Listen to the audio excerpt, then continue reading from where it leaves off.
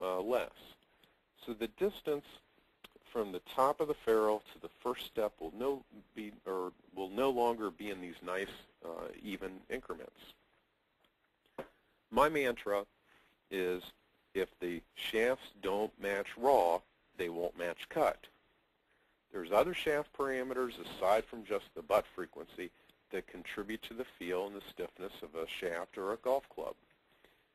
What I just laid out, when you have a limited number or limited inventory of shafts by either weight sorting, frequency sorting, or a combination of the two, is the best that you can do with what you have on hand. It's what I call relaxed matched.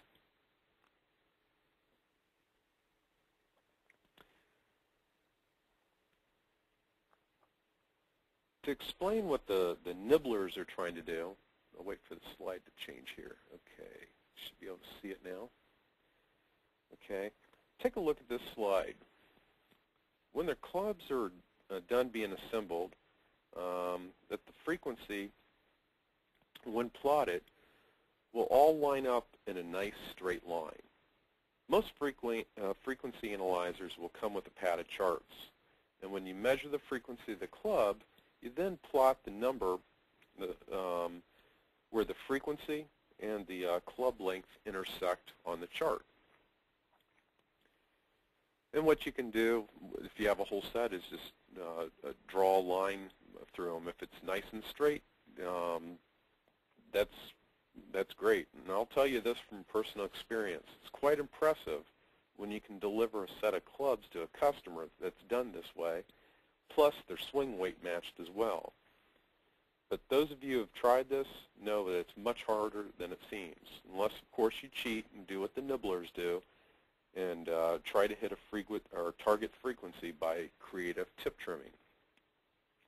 Now, a quick question here. The rifle shaft series are expensive. Why? Well, True Temper employees go and frequency sort the shafts ahead of time.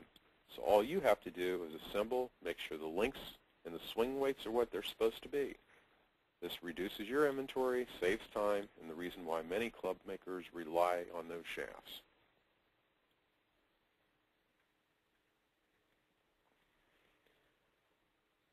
Now, it's no secret, if you've ever experimented with your frequency analyzer for any amount of time, you'll know what happens to the frequency. Steel shafts, as mentioned before, are usually cut in half-inch increments. This changes the frequency to increase at the rate of 4 to 5 CPMs per half-inch.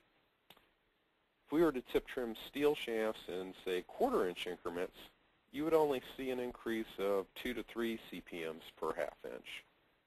And lastly, parallel tip steel shafts, which are butt cut only, like the Apollo hump, will not increase at all, but you'll have the same CPM per half-inch. We call this a flat line frequency slope. That's the slope with that's plotted in green.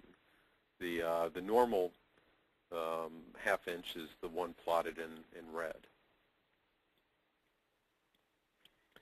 Now, this only happens if, one, the bottom of bore to ground line measurement on all your irons is identical, plus the raw frequencies of the shafts that you're using are all the same, and you've swing weighted the clubs to be the same. I should note that the higher the frequency number, the stiffer the shaft at the same given length, not just the highest number, because you have to factor in the length as well.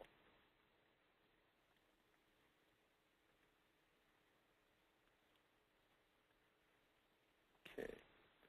In reality, though, a perfect straight frequency slope rarely ever works out with a limited inventory of shafts. But by pre-sorting, this helps immensely in eliminating any problems ahead of time. Let's look at our example of the 10 steel shafts. The middle, or the mean frequency in this set, was 321 CPMs. And we're talking about the raw shafts here.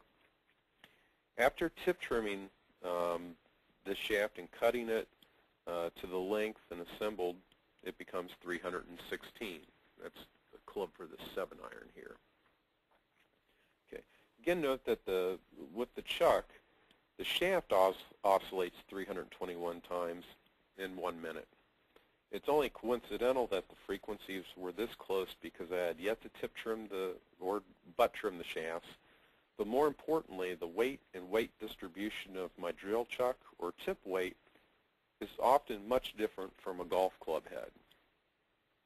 But back to the 7-iron with the frequency of 321. Again, the finished frequency came out as 316 CPMs. This, like most steel shafts, are probably going to be trimmed in half-inch increments, which means the frequency of each shaft should be 4 to 5 CPMs different from one another. And to make this simple, let's just say that there's a 4 CPM difference. And that is, the 6-iron should be 312 CPMs, the 5-iron 308 CPMs, and the 4-iron 304 CPMs. Now going the other way, the 8-iron would be 320 CPMs, 9-iron 324, and the wedges, well, that's where it becomes a little bit more complicated because most wedges are higher swing weights than the rest of the set.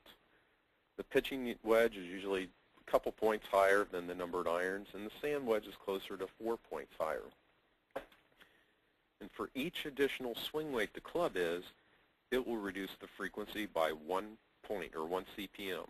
This is the reason why swing weighting and frequency go hand in hand. This is the reason why we probably want to reserve the highest frequency or the stiffest shaft for the wedges. However, this set didn't come out according to Hoyle because of the inherent tolerances of the shafts. Because we pre-sorted the shafts in a low to high range, we reduce the likelihood that we can get a flyer frequency or two. In our set, with the tolerances included, these came out nice and orderly, or as I said, relaxed matched, with the key word being matched. If you want perfect match, then I would probably advise you to invest heavily into inventory. But when you think about all the possible shafts that you can conceivably use for your customer base, carrying a large assortment of inventory becomes impossible unless you don't want to stay in business very long. It's just too costly.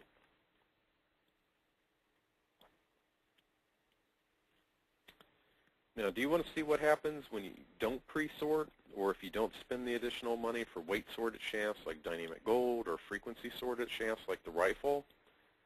Well, just from the pick of the draw, those 10 shafts picked at random could turn out like this instead. You have twice the gap that you normally would see between the 4 and 5 iron. For example, we see like a 10 CPM instead of 4 to 5.